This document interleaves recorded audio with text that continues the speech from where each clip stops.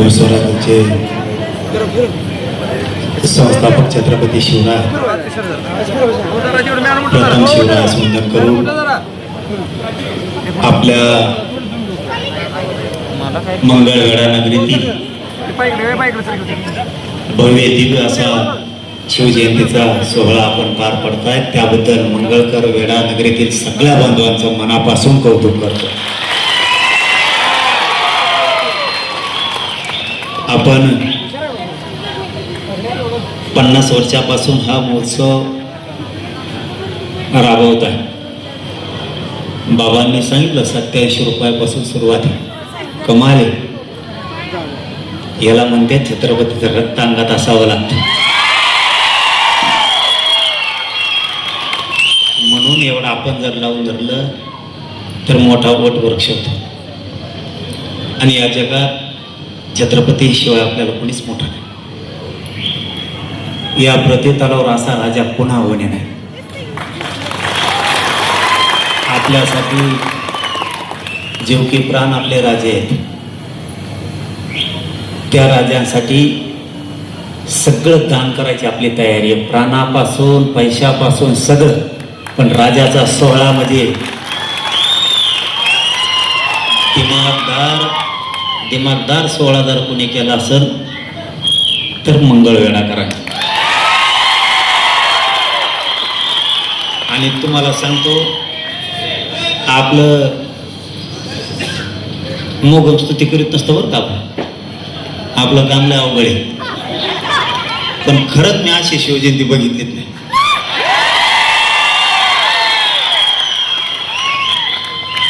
ती दांगड टिंगाण उड्यान ते का राडान ते डीजे लावलेले वेगळाच.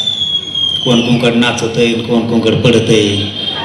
याच्या टांगड्यात त्याच्या गळ्यात गुतीवर पडत येतं की पडलंच.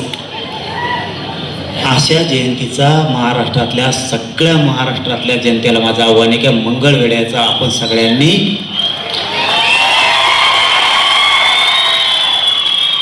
सन्मान करून आपण अशी प्रथा पाडा की अशी शिवजयंती झाली पाहिजे, व्याख्यान मिळालं पाहिजे. आपल्याला 4 गोष्टी इतिहासाविषयी ऐकायला मिळाल्या पाहिजेत. आपल्याला आपला इतिहास जिवंत ठेवता आला पाहिजे. ज्या राजानं आपल्यासाठी एकुलता एक लेख दिला, छत्रपती संभाजीराजेंचे तुकडे तुकडे झाले, परंतु कधी मागं बघितलं नाही. असा इतिहास जिवंत ठेवण्याची जबाबदारी आपली. आपण जर त्याला शिवजयंती, धर्मवीर संभाजीराजेंची जयंती, मासाहेब जिजाऊंची जयंती, आपण जर असा डीजे पुढून नसलो तर कवा काय मिळ लागेल बरं आपल्याला.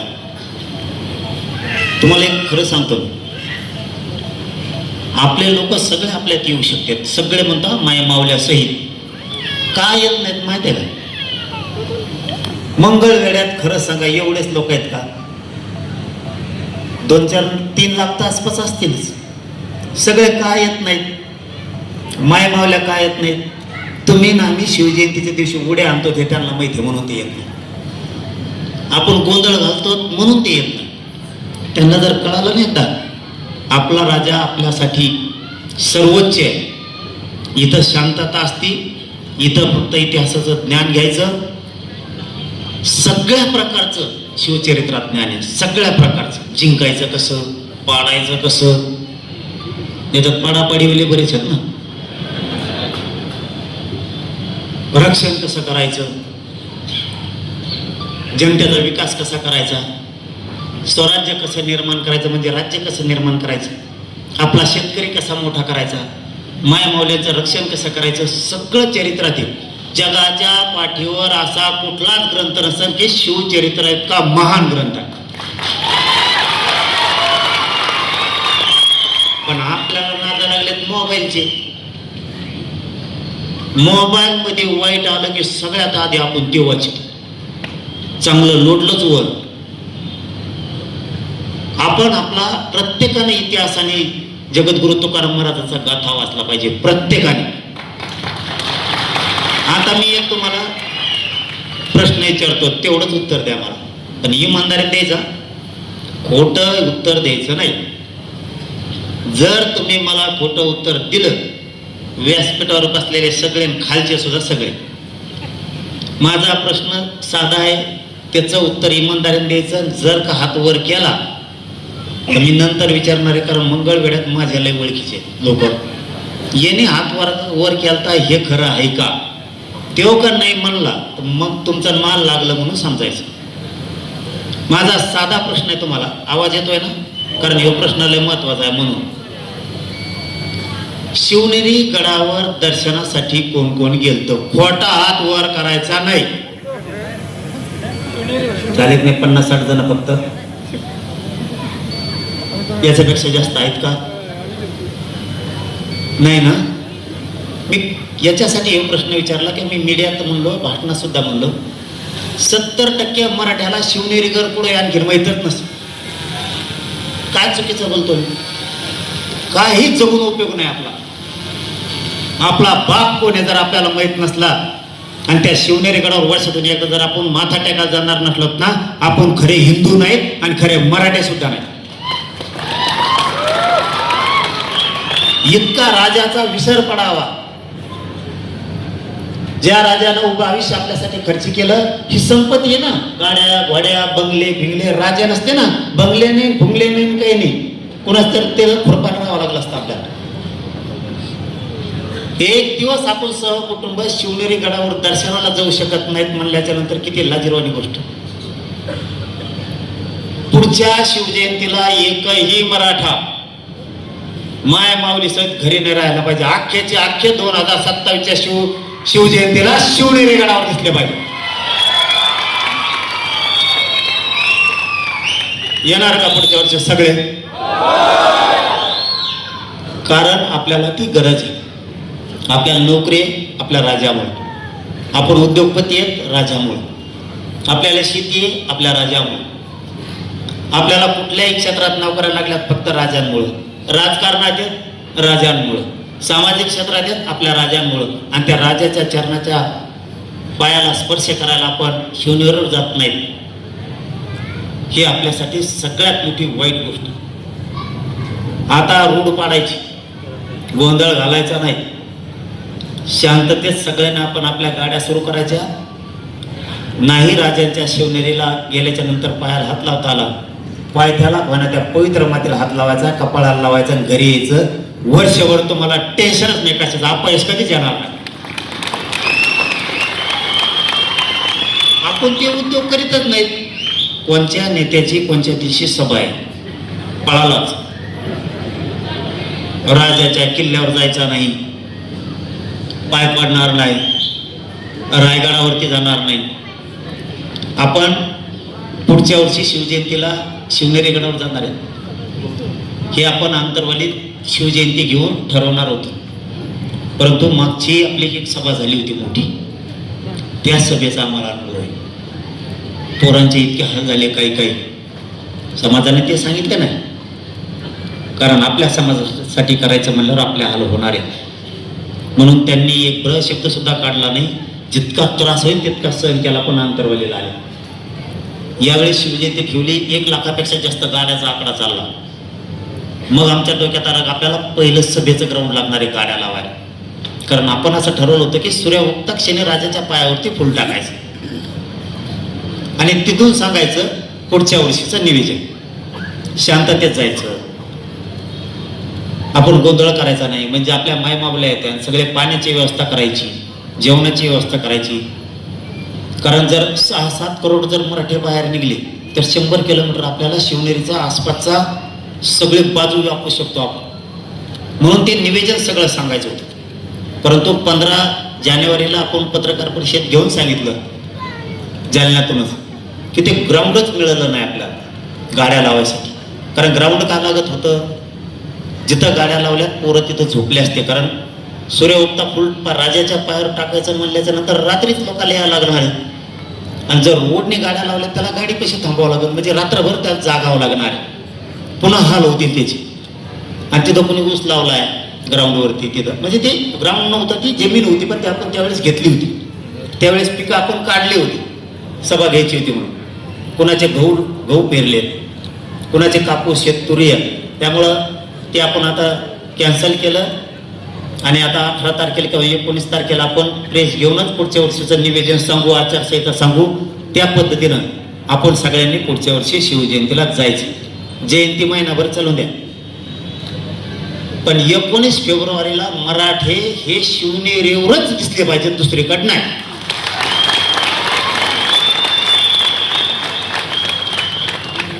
ज्या दगडाला हात लावून नाही शिवनेरीगडाच्या त्या लावायचं, वापस यायचं, मग शिवजयंती इथं आल्यावर साजरी करू आपण. आणि शिवजयंती संध्याकाळी करतो आपण शक्यतो. मग 18लाच मुक्कामी जाता येईल. मी सुद्धा ह्यावेळेस 18ला शिवनेरीवर मुक्कामी चाललोय, दर्शन घेणार आणि पुढच्या वर्षीचं निवेदन सांगणार आहे. खरंच माझं मनापासून सांगतो, एवढं मन भरून आलं, कारण ह्या पुतळ्याच्या उद्घाटनाला मला बोलवलं होतं. माझ्या ते ध्यानात आलं आणि ते आमच्याकडे एक आलं होतं, पुढे होतं, ते आले होते. ते चेहरे ओळखीत नाही राहिले माय, कोण कोण आलं काय झालं. पण ते जवळ आल्यावर ओळखीले मी हेच होते म्हणून. त्यावेळेसही मी तब्येत खराब असल्यामुळे मला येता नाही आलं. मी खूप प्रयत्न केले पण ते जमलंच नाही.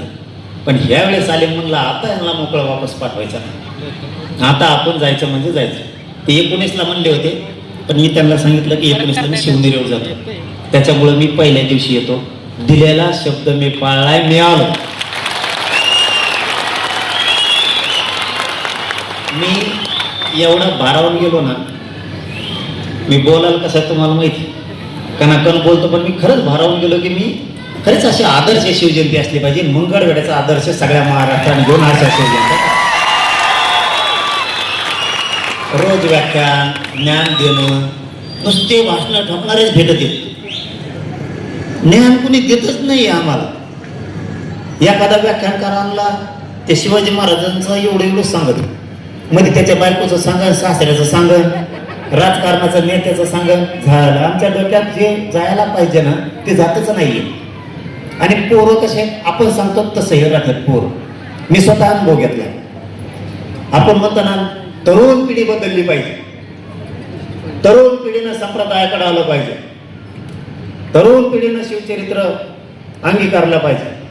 त्यांना मी सांगतच नाही. तुम्ही माझा तरुण पोराचा अनुभव सांगतो. तरुण पोराला पण जसं सांगतो तसं ते वागतं. मी सांगितलं मुंबईला शांततेत जायचं, शांततेत यायचं. आले की नाही शांततेत जाऊन माघारी सगळ्या गाड्या फिरून देत मुंबईतले. जे नाही ते गाडा पळीला येईल, जी गाडा कोणालाच पळत नाही बिगर डिझेलाचा तो सुद्धा पळीला येईल. एकही मायमौलीला धक्का लावला नाही असे मराठी येते मुंबईत जाऊन. आपण सांगतो तसे वाक्य तुम्ही फक्त शिवचरित्रावरच सांगा. पोरं 100% तरुण पोरं ते डोक्यात घेते तसं वागायला सुरुवात करते. आपण म्हणलं दारू सोडा ते सोडते, पण पेनारात जर सोड म्हणल्यावर ते सोडित असते होय. ते उलट त्याला विचारायला बसते तो हा ब्रँड कसा लागतो. आपण जशी सवय लागतो तशी त्यांना लागतो. तसं आपण शिवचरित्र सगळं सांगितलं ते डोक्यात घेणार तसं वागणार. आपण जर म्हणलं वारकरी संप्रदायात पोर आले पाहिजेत, तुम्ही त्याला पकवाज वाजायचं टाळ वाजायचं शिकता लागेल ना. इथं 10 जण आहेत एका गावात टाळ पकवाज वाजणारे, दुसरे तयार सुद्धा होऊन देण्यात पोर आली ती. आपणच आपली संस्कृती वाढायची असली, आपला संप्रदाय वाढवायचा असला तर आपल्या नवीन पोराला शिकावं लागणार आहे. आपल्याला टाळ पकवाज शिवचरित्र जयंती कशी करायची काय करायची. आपण डीजे लावल्यावर त्यांना म्हणतो डीजे लावू नको, लावतो आपण. आपण जितका बदल करतो तितका बदल होणार. खरंच मी पुन्हा पुन्हा त्याच विषयावर येतो की मी या जयंतीला बघून भारावून गेलो. काय देखना पुतळा बसवला राव मंगळवेढकरांनी, जबरदस्त अंगावर काटाच येतोय पुतळा बघताना. मी सारखा बघत होतो आणि ती हेच बी जबरदस्त बनिली का डिजिटल लावलं रे. खरं सांगू ना, खरं सांगा डिजिटल आहे का. व्हायला ती 20 सारखी दिसते. व्हायला चाबरे तयार तुम्ही व्हायला म्हणलो का टप्पू येस बनली हो, किती भयान दिसते. तसे जर बनवले ना व्हायला शहराची उंचीच वाढन भाऊ, तुमच्या शहराच्या उंचीच वाढन तुमच्या. तसे जर येत बनवा तसे काय काय येत तुम्हाला तरी. हा बना नसल्या मोठ्यात आपल्यात 2 पैशावर येतं धरायचं त्याला इकडे तिकडे खर्च. तर एकदा निवडणुकीला खर्च नको म्हणा, पण टाकायचं तुला फुकट निवडून आणतो. आपल्या राजासाठी काही करायचं, आपल्या राजासाठी शानवाड त्याच्यासाठी जीव गेला तरी हरकत नाही, मागासारखा नाही, कुत्र्यासारखा कोणाच्या दारात उभा राहायचा, स्वाभिमानी जगायचा आपल्या राजासारखा. मी नशीबवान आहे, माझं जीवनच सार्थक झालं अशी जयंती आणि अशा पुतळा बघून. आणि ती पण मी स्वतः फुलं वाहिले, मला लय आनंद वाटायला लागला. त्यामुळे बोलता नाही आता पोत कपा कपा लर रान म्हणलं असतं नाही, पण मी लयच खुश झालो. अति भारावून गेलं की असंच प्रत्येक तालुक्यात केलं पाहिजे. तालुक्याच्या मराठ्यांनी, जिल्ह्याच्या मराठ्यांनी याच पद्धतीचं निवेदन, याच पद्धतीची शोभा. तुम्हाला खरंच मनापासून शुभेच्छा देतो, खूप कौतुक करतो. आता राहिला तुमचा शेवटचा प्रश्न. मामा म्हणले तुम्ही मराठवाड्याला आरक्षण दिलं तर आम्हाला नाही.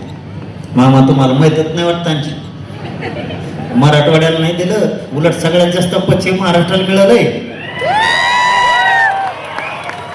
58 लाख नोंदी निघाल्यात, त्याच्यात सगळ्यात जास्त विदर्भाच्या पश्चिम महाराष्ट्राच्या निघाल्यात. आमचं काहीच नाही सापड. आणि आणखी भीतीला धडका आणतो.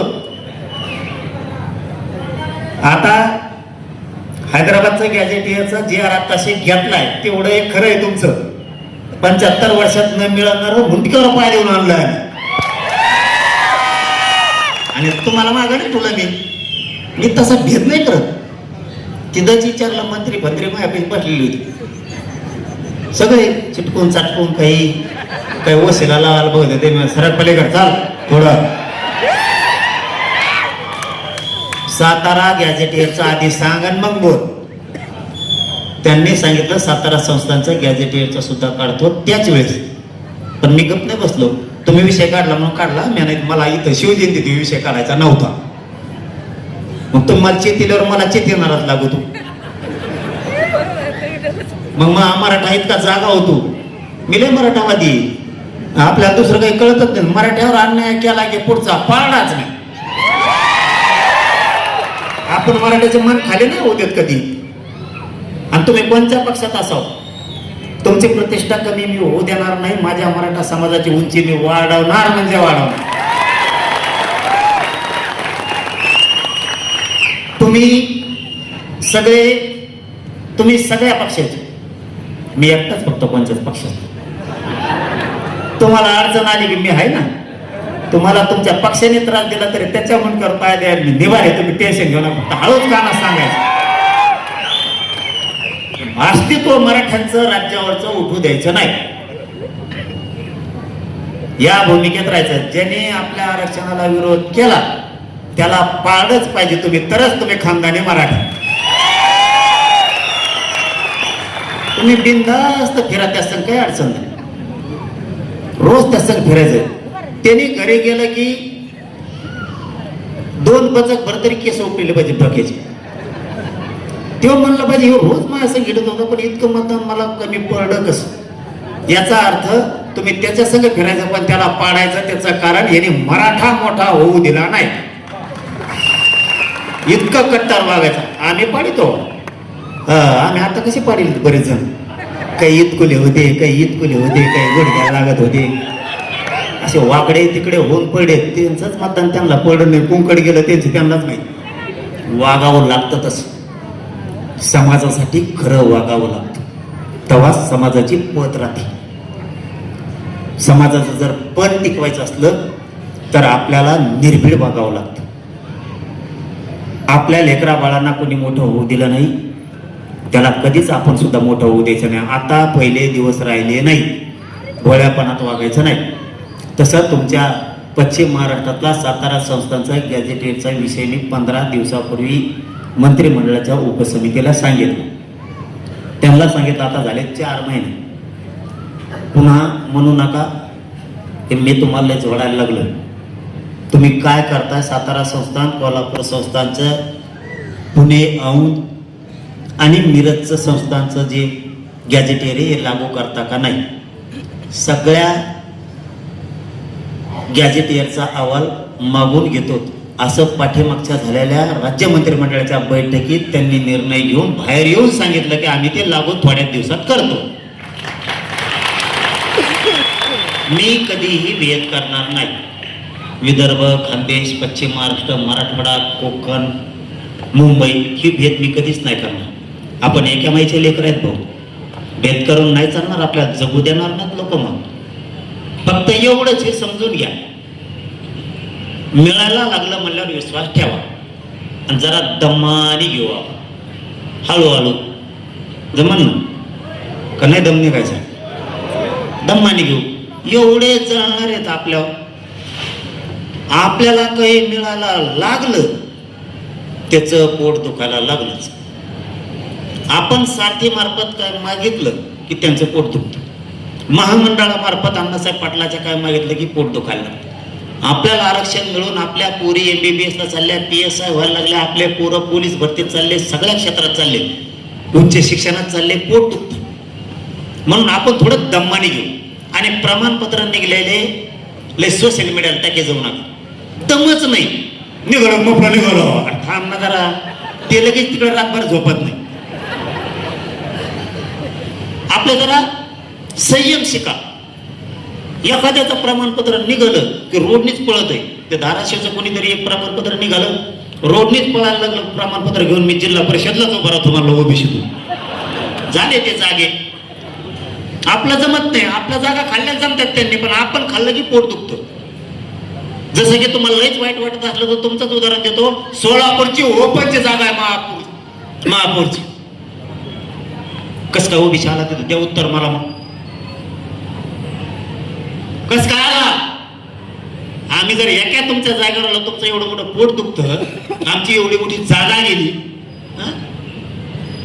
10 जागेवर आमचे लोक उभा राहिले, इथं कोण उभा राहिला, इथं कोण उभा राहिला. मग काय वड्यात उभा राहतो, कुठं उभा राहतो मग? आणि आम्ही काय नुसते कॉम्प्युटरच घेऊन पळाले हो. तुमची गेली आमची जागा. आणि म्हणलो का, आज म्हणलोय मी तुम्हाला, आठवण करून दिली फक्त. आणि म्हणलो का तुम्ही ओपनची जागा ओबीसी दिली, आम्ही घेतली, मग तुम्ही कोण म्हणता? याच्या पलीकडचा फरक सांगतो. वेळ आहे तुमच्याकडे? फक्त 2च मिनिटं घेतो. हे तुमच्यासाठी लय महत्वाचं आहे. वागायचं शिका, वागायचं शिका. 1967 पासून आरक्षण यांना आजपर्यंत 2026 पर्यंत, या 30-35 वर्षाच्या काळात कुणाला जेवायचं, कुणाला जेवायचं? इकडं तिथे कोण म्हणतात हंतूक काय आणलं काय का बाळे झाले काय खुणाखुणी चालू. आपण जेवायला केलंय, यांना जेवायला केलंय सगळं नाही ना. म्हणलं वास यायला लागला नुकतीच आकाशात टिकून. तेव्हा का ओर घेतो हे आणायचं रेट झोपायचं तर नुसतं झोपीच घातलंय लोकांनी आपल्याला. कधी काळी तुम्ही इतक्या लोक आता मग खाल्ली काय हो? होय, इतक्या लोक आता मग हल्ली काय?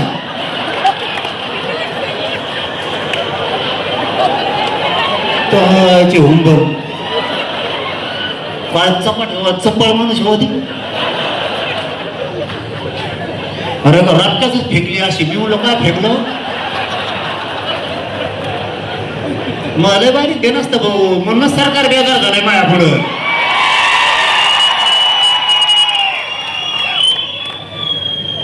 आपण ना वागायचं शिका, आपण ढेल व्हायचं शिका, विसरून जायचं आता बंद करा. गोड बोलला टायमाला गोड बोलला म्हणून सोडून द्यायचं नाही. मागच्या पिढ्या बरबाद झाल्या. 1967 पासून आरक्षण दिलं गेलं, आता 2026 पर्यंत थोडं डोकं लावा. यांना 52% आरक्षण. यांनी ओबीसींनी उदाहरणार्थ 52% जागा घेतल्या. 52%. ओपनला किती राहिलं? 50%, 48%. यांनी ओबीसीच्या जागा घेतल्या. तुम्हाला कळत आहे मी काय सांगतोय? एक तर ही शेतू मी नव्हता काढायला पाहिजे, मला नव्हता काढायचा. त्यांनी ओबीसीतल्या 52% जागा घेतल्या आणि तिकडे हुकलेले इकडे ओपन मध्ये आले. इकडच्या 30% जागा घेतल्या. आपल्याला राहिल्या खाली 20%. 20%त आपण सगळे आलो, मराठी, बामण, मुसलमान, मराठी, ओपन मधले सगळे. 1-1, 2-2 जागा वाटायला आल्या आपल्या. म्हणजे त्यांनी तिकडे 52% घेतल्या, इकडे 30%, 80% जागा 35 वर्षात त्यांनी एकट्याने घेतल्या म्हणून आपल्या पोराचा पोरीचं वाटोळ झालं. जरा जरा लाजा थोड्या, पुढच्या काळात तरी लाजा जरा. आपण नुसतंच म्हणतो आरक्षण नाही, पोरं शिकाव कसे, शिक्षण लय महाग झालं. मरा तुम्ही नुसते कष्ट करू करू मरा. तुमचं पोरगा कधी अधिकारी होणार नाही, पोरगी कधी अधिकारी होणार नाही, कारण तुम्ही नीट नाही. तुम्ही नीट असते तर ही वेळ आली नसती. तुम्ही राजकारण करू नये या मताचा मी नाही. राजकारणात आपले लोक पाहिजेतच, त्याशिवाय आपल्याला जगू देणार नाही. पण हे राजकारण 5 वर्षाचं आहे. एकदा जर नोकरी लागली ना 50 ते 60 वर्ष जागा खाली होत नाही. बघा तुम्ही इथं कोणतरी मंडल अधिकारी म्हणले, तुम्हाला काही किंमत नाही, काही किंमत नाही तुम्हाला. तुम्ही किती मोठे नेता असाव, त्या मंडल अधिकाऱ्यांनी जर ठरलं सही नाही करायची, तुम्ही मेले येडे घालू घालू. मोठा कोण तुम्ही नाही, तुम्ही फुकट पाटील.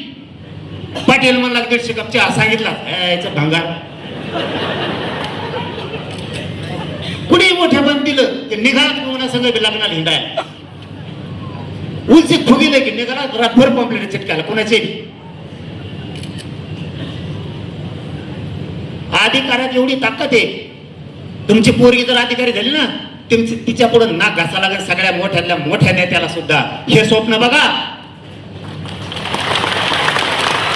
तुमचं पोरग डॉक्टर हो द्या, तुमची पोरगी डॉक्टर हो द्या, MBBS करू द्या, MD करून द्या, BHMS करू द्या, तिने ते पोलीस मध्ये जाऊ द्या, PSI हो द्या, तिने कलेक्टर तहसीलदार बनू द्या. तुमच्या दारात लाल देवा येऊ द्या जरा. केवढा मोठा आनंद आहे. छत्रपतीनं सुखी समाधानी आपल्यासाठी स्वराज्य निर्माण करून दिलंय. किमान आपण डोक्याने तर चला. लेकर अधिकारी करा, राजकारण करा भरपूर आहेत ना. आपण आपले का आपणच करावं म्हणून काही मान आहे? आपण करावं काही मान आहे का? आहेत ना बरेच आपले, ते करतील ना. आपल्याला आलंय कड. मी आता एक चान्स घेऊन बघितला माग, म्हणलं आपण लढून बघू निवडणुका. पाठीमाग अरे त्या अंतरवालीत बसा जागा न राहिली. काय नाद यार तुम्हाला. ते कॅक्टर लावलेलं होतं त्या सरपंचाने, त्याला काटा सुद्धा नाही राहिला व एक बी त्या मळ्यात. इतका नाद आपल्या लोकांना असावा. आपले काही तिथं आहेत, आपण जरा वाट नाही करायचं शिका. काही राजकारणात येत, काही समाजकारणात येत. समाजकारणातले काम करणारे लोक टिकवण्याची जबाबदारी 6 कोटी मराठ्यांची. राजकारणातले मराठी टिकवण्याची जबाबदारी 6 कोटी मराठ्यांची. व्यवसाय करणाऱ्याला बळ द्या, त्यांच्या पाठीशी उभा राहा. त्यांना कोण ताण देत आहे का? हप्ते मागत आहेत का? मराठ्याच्या हप्त्यात जेव्हा बरेच जण जगत येत. आपण जर सगळे उभं राहिले ना, ते व्यावसायिक उद्योगपतीला टप्पर नाही कोणाची वळवळ करायची. आपले लोक सहकार क्षेत्रात येत. हे थांब मग शिट्ट्याच्या नंतर मी गेल्यावर कवर थांब जरा, मी आता शिकताराला लागलोय. आपले लोक सहकार क्षेत्रात आहे, शैक्षणिक क्षेत्रात आहे. बघा जरा बाईट ऐकत जा नीट. 2-3 जण काय म्हणतात ते आमच्या तिकडचं कोपऱ्यात एक कवा दवाखान्यातच असत. काय म्हणतात नीट ऐकत जा. यांच्याकडे कारखाने, यांच्याकडे शाळा कॉलेज, तरी यांना कशाला पाहिजे आरक्षण? तुमचं तर नाही लुटलं. आमच्या लोकांनी शैक्षणिक संस्था, कारखाने, व्यवसाय, उद्योग स्वतःच्या हिमतीवर उभा केले. तुमचे नाही घेतले. यांच्याकडे एकच होता, ती बी मराठ्यांनी चालायला घेतला. जळाऊ वृत्ती, नुसती जळाऊ वृत्ती. म्हणून आपले लोक पुढच्या काळात आपल्याला टिकावं लागणार आहेत. हे सुद्धा सावध राहा. सगळ्या क्षेत्रातले आपल्या अधिकाऱ्याला त्रास देते, PSI ला त्रास देते, SP ला त्रास देते, आपल्या तहसीलदाराला त्रास देते. आपण कशाला आहेत? मजा बघायला. आपण आपल्या अधिकाऱ्यांपासून, समाजापासून, सगळ्या क्षेत्रातल्या लोकांना आपण साथ दिली पाहिजे. हे खूप गरजेचं आहे. आपले जेवढे अधिकारी आहेत ना, यांना केंद्रीय कॉलेज सुद्धा मिळत नाहीत. माहित आहे का तुम्हाला? इतके हाल आहेत. आपल्या अधिकाऱ्यांची भरती सुद्धा होत नाही. ते जर कॉन्स्टेबल झालं ना, तिथं रिटायर होतोय. जस काय त्याच्या खुर्चीला फेविकॉल चिटकेले, दुसरं मागून येतं, मोठा अधिकारी होऊन जातो. आपण आपले लोक सांभाळायचं शिका. आता मी सारथीचं लावून धरलंय. 80,000 पोरांची PhD दिली नाही. कशाला काढली सारथी? नुसतं भाषणच सांगा ना, मराठ्याला सारथी अण्णासाहेब पाटील विकास महामंडळ आहे. 75 पोरं पहिल्यांदा परदेशात जात होते, त्याच्या सुद्धा पोरात 40 केले तर 75 रोड न्यायचं सांगितलंय. आत्ताचं उदाहरण सांगतो मी तुम्हाला, या गाडीत बसलेलं. आता एवढ्यात मी गाडीत होतो, कुणीतरी माझ्याकडे निवेदन घेऊन आलं की आपले 80 का 70 पोरी PSI झाल्या 2017 झालेल्या. वाजता काय टाळ्या, पुढचं ऐकायचं नुसतं ठोकायचं तरी काही बोलून दे, वाजायचं फक्त टांग टांग टांग टांग झाला मोकळा. काय सांगतोय हे मिळ नाही, काय म्हणतोय याचा तपास नाही. आपण कधीतरी गंभीर व्हा रे. मी अक्षरशः जीव जावला, मला त्या 4 पायऱ्या चढता येत नाही. तर माझ्या अंगात रक्त नाही राहिला, अंग थरथर कापतं, माझं पोटात आग होती उपोषणा. पुरा जीवपणाला लावला या समाजाच्या लेकरा बाळासाठी. वैरी झालेत, मला दुश्मन झालेत, मारायला निघाले, घातपात करतात माझा जरा का तर या गरीबाच्या लेकराचं कल्याण करतोय म्हणून. तुम्ही काय वाकडं करू शकत नाहीत. माझा मी छत्रपतींचा मावळा आहे. 70 पोरीची काहीतरी निवड झालेली 17 मध्ये. काय लागलं नसं आई बापाला त्यांना शिकवायला. कुणाची तरी पोरगी पोरगा असेल ना ती. मला आता कुणीतरी गाडीत सांगितलं, मला वाटतं तुम्ही साक्षाला होते, मी गाडीत आत्ता फोन लावला त्यावेळेस सांगितलं उप समिती मंत्रिमंडळाची त्याच्या अध्यक्ष विखे पाटील साहेब त्यांना, मला हे सगळेचे सगळे पोरं घेतलेले पाहिजेत PSI म्हणून, नसता मी मागं लागन तुमच्या. त्यांनी सांगितलं सोमवारी 23 तारखेला पाठवून द्या, ते आम्ही करतो. आपले लोक रिवाज टाकायला लागलेत. 15,000 शिक्षक भरती आहे शिक्षकांची आता, त्याच्यात ऑप्शनच नाहीये. SC-BCचा आरक्षण दिलं कशाला? आपल्याला नाही कळू द्यायचं, हे फक्त भरती करायची, ऑप्शनच द्यायचा नाही. 15,000 जागेवर दुसरे जाणार. 15,000 आकडा का लहान आहे का? शिवजयंतीच्या निमित्तानं आपण काय डोक्यात घेणार आहेत नेमकं? ते स्वराज्य निर्माण केलं, आपण सुखी राहत म्हणून ते झिजले. मग तेच विचार पुढे घेऊन आपण शिवजयंतीच्या निमित्तानं शिवरायांचे समाजातल्या धर्मातल्या लोकांना कोणत्या अडचणी आहेत हे पण बघितल्या पाहिजेत. आता ती SC-BC ऑप्शन सुद्धा ओपन करायचं सांगितलं, तेव्हा ते आता 15,000 शिक्षक त्या भरतीत जातील. हे थेट ठेवावं लागतं. मी चांगलं काम करतो, माझ्यावरच जाणार आहे मरणाचे. कुणी येतं सोशल मीडियात मलाच बोलत, काही नाही झालं तरी मलाच बोलतात. तुम्ही 70-80 वर्ष लढत होते बोलणारे काही जण, म्हणतो मी काही समन्वयक जीव तोडून या आंदोलनात येतात राज्यातले. बऱ्याचशा संघटना जीव तोडून आहेत. 4-2 ज्यांना ना देणार समाजात जीवर कमायचा ते माया मागा लागत. का? काय कारण आहे तुमचं? तुम्ही मला होत्याचे एक दिवस समाजाचे, तुमच्याच हातात कारभार होता, तुम्ही का नाही देऊ शकले? मी 2च वर्ष झालं करतोय. 58 लाख नोंदी दिल्या, 3 कोटी मराठी आरक्षणात घातले. 3 कोटी. आता हैदराबादचा GR काढला आणि तुमचा सुद्धा आता सातारा संस्थांचा काढणार आहेत. मला अशी माहिती मिळाली, ती खोटी असू शकते पण मिळाली. अधिकृत माहिती सगळा अहवाल बाहेर आल्यावर येणारच आहे, पण तशी मला खोटी माहिती देताना देत नाहीत. त्या सातारा संस्थांच्या गॅझेटियरमध्ये पश्चिम महाराष्ट्रातल्या 15 लाख नोंदी आहेत. 15 लाख. 42 लाख मराठी आरक्षणात जाते. 42 लाख मराठी आरक्षणात जाते. हे मोठे नाही झाले. मी काय म्हणतो कळतं ना? ज्यांना आरक्षण मिळालं ते मोठे नाही झाले. एक 4-5 टप्पूचे एकत्र येते आणि ते म्हणते एकही मराठ्यांचा मावळा मोठा केला नाही. मावळा मराठ्याचा एकही मावळा जरांगे पाटलांनी मोठा केला नाही. व्यासपीठावर उभा राहून दिला नाही. बघा मागण्या काय, व्यासपीठावर उभा राहून दिला नाही, त्याला बोलून देत नाहीत. मंगळवेढेकर या नगरीतले प्रामाणिक बांधव सांगा, ही पवित्र जागा आहे.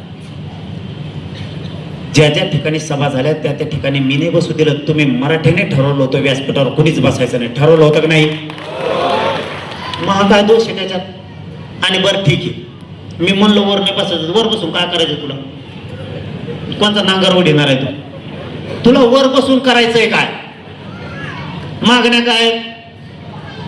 एकाला मोठं होऊ दिलं नाही, एकही मावळा जुना मोठा होऊन दिला नाही. जवळचे माया मोठे होऊ दिले नाहीत आता या प्रश्नाचं उत्तर जर द्यायचं ठरलं तर उत्तर मी तुम्हाला द्यावं लागते मला. आता मी जर ठरवलं जवळचे मोठे करायचे तर मला तुम्हाला इका लागेल सरकारला. इकू का? गरीबाच्या लेकराचं रक्त इकू?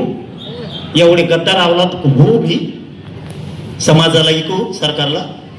यांना मोठं करायचं म्हणल्यावर पैसे द्यावा लागणार आहेत. मी पैसे खात नाही.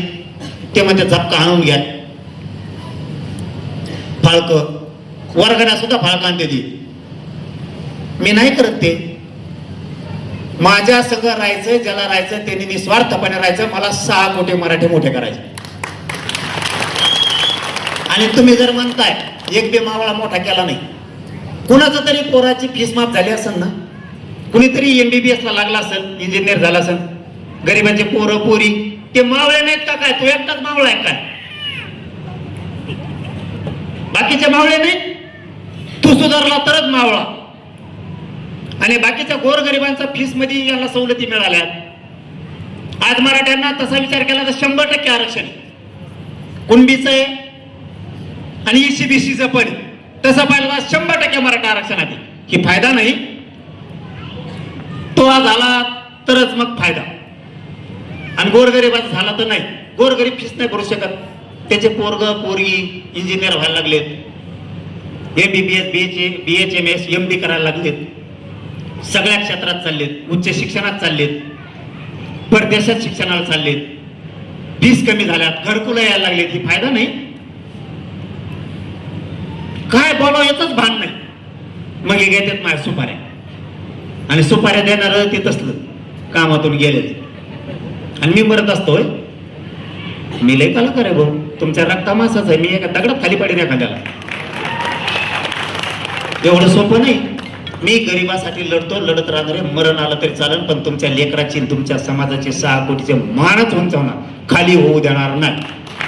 कुणाला माझ्यावर काय टीका करायचं तर करा, काय आरोप करायचा तर करा. आणि बाबा तुम्हाला शब्द आहे, पश्चिम महाराष्ट्राला गॅजेट लावल्याशिवाय मनोज जरांगे 1 इंच बी मागे सरकारणार. शब्द आहे माझा तुम्हाला. आणि ते कसं लावत नाहीत ना गॅजेट, GR काढत नाहीत ते मी बघतो. मी आता सोलापूर पासून बैठकाला सुरुवात करणार. सोलापूर, सांगली, सातारा, कोल्हापूर, पुणे या टप्प्यात सगळ्या बैठक घेणार. ज्यावेळेस जिल्ह्याची बैठक लागेल ना, त्यावेळेस नोकरदारांनी, राजकारण्यांनी, सामाजिक क्षेत्रातल्या सगळ्या समन्वयक, सगळ्या संघटना, शेतकरी मराठ्यांनी विचार नाही करायचा. त्या तारखेला काम बंद. अशी बैठक झाली पाहिजे. ती सभा एका बैठक कळायला पाहिजे. सरकार म्हणलं पाहिजे पटकन GR काढा, ती पश्चिम महाराष्ट्राला मराठ्याचं कल्याण करा, नाही ते दगडाने आणते ना आपल्याला आपल्या लेकरा बाळासाठी लढावंच लागणार आहे. समाज मोठा आपल्याला करावाच लागणार आहे. त्याशिवाय आपल्या पुढं गत्यंतर नाही. आणि मी आहे तोपर्यंत कुणाला काय माझ्यावर आरोप करायचा तर करू द्या. मी कुणाच्याही 1 रुपयाला हात लावला नाही, आयुष्यात लावणार नाही. पण तुमच्या लेकरा बाळाला सुख समाधानाचे दिवस आणल्याशिवाय शांत बसणार नाहीये. शिवजयंतीच्या निमित्ताने शब्द आहे माझा. खूप तुम्ही चांगली शिवजयंती साजरी केली. या शिवजयंतीचे आदर्श मी महाराष्ट्रभर सांगत राहणार आहे. मंगळवेड्यासारखी शिवजयंती महाराष्ट्रभर राबवा. तुम्हाला सगळ्यांना, तुमच्या सगळ्या आयोजक टीमला खूप मनापासून शुभेच्छा देतो. शिवजयंतीच्या निमित्तानं महाराष्ट्रातील आणि देशभरातील सगळ्या जनतेला शिवजयंतीच्या खूप खूप शुभेच्छा देतो आणि थांबतो. धन्यवाद सगळ्यांना. जय शिव.